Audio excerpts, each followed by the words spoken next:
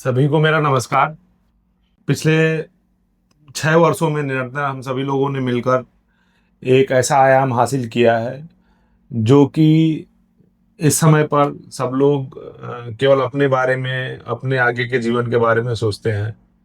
मैं और मेरी पूरी टीम, प्रकाश सिंह मेरे साथ बैठे हुए हैं। सभी लोग निरंतर ये सोचते रहते हैं कि समाज में कुछ वैसा किया जाए जो दूसरों से भिन्न हो, और जो रोजमर्रे के जीवन जीना है उससे कुछ अलग हम समाज को दे सकें। अपने से अलावा समाज को क्या क्या हम दे सकते हैं उसके बारे में हम लोग अ, जो भी पिछले 6 वर्षों में हम लोगों ने किया है और करने की सोच रहे हैं, तो उसके बारे में हम लोग डिस्कस करेंगे।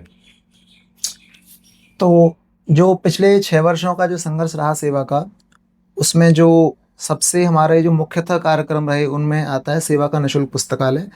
जो आज के समय में दो निःशुल्क पुस्तकालय संचालित हो रहे हैं। एक बड़ा गांव झांसी में है और एक कोछा ओवर झांसी में। बड़ा गांव में लगभग बच्चों की संख्या मुझे लगता है शायद 150 से 200 रही होगी, जो भी निरंतर पढ़ने आते हैं। कुछ लोग वहीं रहते भी हैं, पढ़ते हैं, और कुछ लोग आते हैं और चले जाते हैं। और वहीं कोछा ओवर में भी शायद 50 से 100 के बीच में बच्चे हैं जो निरंतर पढ़ते हैं। तो मुझे लगता है कि शिक्षा का विस्तार जो है वो उस जगह पे ज़्यादा मज़ा देता है जहाँ पर लोग उम्मीद छोड़ चुके हैं कि कुछ हो सकता है। क्योंकि झांसी शहर एक ठीक ठाक प्रगति कर रहा है, वहाँ पर इंडस्ट्रियल भी लग रही है, इंडस्ट्रीज, और देखिए कॉलेज भी है, इंजीनियरिंग कॉलेज भी है, अभी पैरामेडिकल कॉलेज भी खुला है शायद। ठीक है। और वहाँ आप जाओगे झांसी सिटी में तो आपको लगेगा कि हाँ डेवलपमेंट है, लेकिन जब झांसी से 10 20 30 किलोमीटर अगर बाहर निकलते हैं तो वही बुंदेलखंड दिखता है जहाँ पर अ, गरीबी है, निर्धनता है, और लिटरेसी अशिक्षा। रेट, अशिक्षा है। और लोग ये उम्मीद छोड़ चुके हैं कि कुछ बेहतर हो सकता है। उन्होंने मान लिया है कि यही, हमने भी मजदूरी की है और हमारे बच्चे भी हैं जो अगर कमाने शुरुआत से लग जाएं 10 12 साल की, 15 साल की उम्र से, तो ये भी अपने पेट के लिए कुछ कर पाएंगे। बहुत ज़्यादा कुछ होना नहीं है कि पढ़ने लिखने से। तो वहाँ अगर आप कुछ भी कर पाते हैं, मतलब बीहड़ में एक पेड़ भी उगाना मेरे हिसाब से ज़्यादा आनंददायक है, वो हरे भरे बगीचे में 100 200 पेड़ उगाने से। तो हमारा मुख्य उद्देश्य भी यही था कि वो इलाके जहाँ पर मतलब अभी बहुत ज़्यादा पिछड़ापन है, उन इलाकों में जा जाकर हम को उम्मीद जगा पाएँ लोगों को कि हाँ कुछ हो सकता है। तो उसी प्रयास में बड़ा गांव की पहली लाइब्रेरी थी और दूसरी लाइब्रेरी हमारी कोछावर में थी। तो इसमें अगर आप कुछ ऐड करना चाहें तो। इसमें इसके बाद हम लोग डिस्कस कर रहे हैं कि 2 3 4 और लाइब्रेरी हम लोग अलग अलग तहसील और ब्लॉक में ओपन करें जहां 100 200 लोग बैठें। और उस लाइब्रेरी का केवल मुख्य उद्देश्य यही नहीं है कि बच्चे वहां आकर पढ़ें। एक ऐसा प्लेस हो जहां बच्चे आए और उनको शिक्षा के बारे में सभी जानकारी भी प्राप्त हो सके कि आगे कैसे पढ़ना है, कैसे करना है। जिनके पास फाइनेंशियल कंडीशन खराब है उनको हम कैसे सपोर्ट कर सकते हैं। अगर वो मेरे यहाँ एक सेंटर पे आते हैं, वो बताते हैं कि सर हम पढ़ने में ठीक है, या अपना उनकी मार्कशीट अच्छी है और कुछ सपने लेकर वो चल रहे हैं या सोच रहे हैं कि कुछ आगे भविष्य में करें, तो उसके लिए हम अपना रास्ता बना सकते हैं। तो इसके लिए एक प्रॉपर प्लेस होने की ज़रूरत है उनके आसपास, कि उन्हें पता हो कि यहाँ इस जगह पे जाएंगे तो हमें शिक्षा से संबंधित जो भी समस्याएं आई हैं उसका निदान किया जाएगा या करने का प्रयास किया जाएगा। इसी को ध्येय में रख के अब हम लोग ने प्लान बनाया है कि टहरौली में भी, झांसी से जो लगभग 50 60 किलोमीटर दूर है, वहाँ भी एक हम लोग निःशुल्क पुस्तकालय अगले 1 2 महीने में ओपन करने का संपूर्ण प्रयास करेंगे, अपने जो भी फाइनेंशियल रिसोर्सेज हैं उसके देखते हुए, कि वहाँ भी एक सेंटर बने। क्योंकि वहाँ आसपास कम से कम 40 50 गांव के लोग, छोटा सा एक पढ़ने का सेंटर है और वहाँ बहुत शिक्षा के क्षेत्र में बहुत विकास है और प्रगति नहीं हुआ है। तो रेगुलर एक कनेक्शन बनेगा जिससे कि बच्चे आके वहाँ बैठे और उन अपने समस्याओं से हमें अवगत कराएं।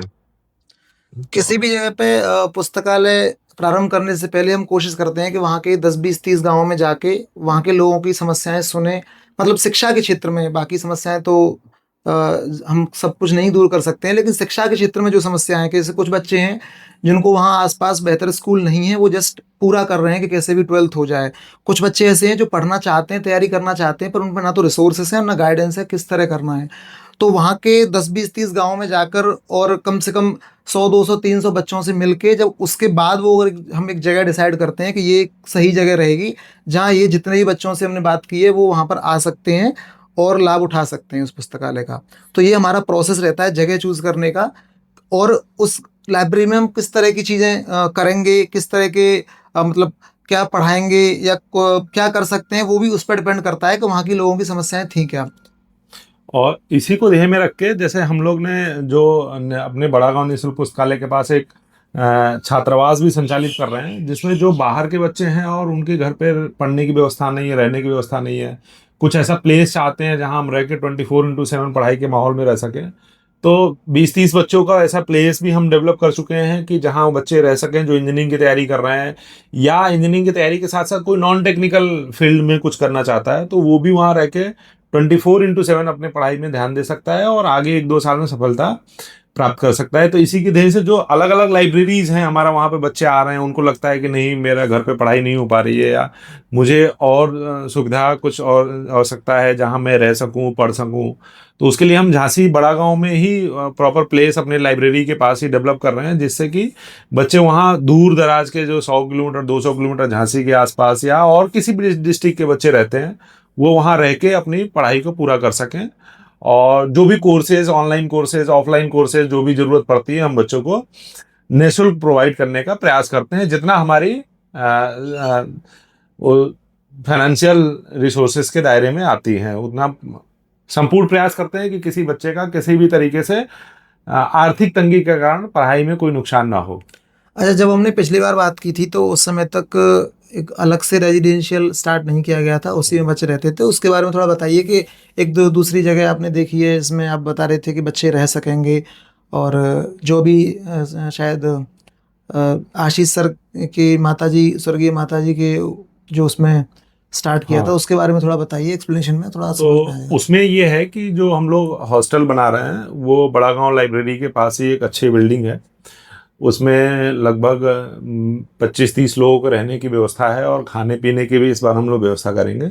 हमारे फाइनेंशियल रिसोर्सेज इतने नहीं है कि हम संपूर्ण खाने पीने की व्यवस्था कर सकें, तो हम एक कुछ ऐसा सिस्टम बना रहे हैं कि कुछ जो रॉ मटेरियल्स है खाने पीने का, जो बच्चों से हम लोग अपना लेकर आएं और वहाँ पे जो मेड है खाने के लिए जो भी व्यवस्थाएं हैं जो बनाने के लिए है, सुबह नाश्ता, दोपहर खाना और रात को खाना, ये सारी व्यवस्थाएं हम वहाँ करेंगे, उसकी पैसे हम देंगे। लेकिन जो रॉ मटेरियल है जब तक हमारे पास आर्थिक चीज़ें सुदृढ़ नहीं होती तब तक हम बच्चों से ही ये लेंगे, और वहाँ कैमरे वगैरह, कुछ बच्चियां होंगी उनको भी रहने के लिए व्यवस्था और कैमरे फुल व्यवस्था के साथ वो संचालित किया जाएगा।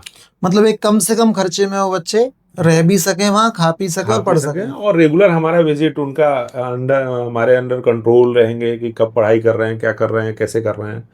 तो उसके साथ ही प्रॉपर गाइडेंस के साथ साल 2 साल जो भी तैयारी करना चाहें बच्चे, जैसे इंजीनियरिंग की तैयारी कर रहे हैं तो 11वीं क्लास से ही अपना तैयारी स्टार्ट करेंगे और 2 साल करेंगे। वैसे ही अलग भी फील्ड में जो साल 2 साल तैयारी करना चाहते हैं, रहना चाहते हैं, उनका एक छोटा सा टेस्ट ऑर्गेनाइज करके हम वहाँ लाइब्रेरी में रखने की व्यवस्था करेंगे।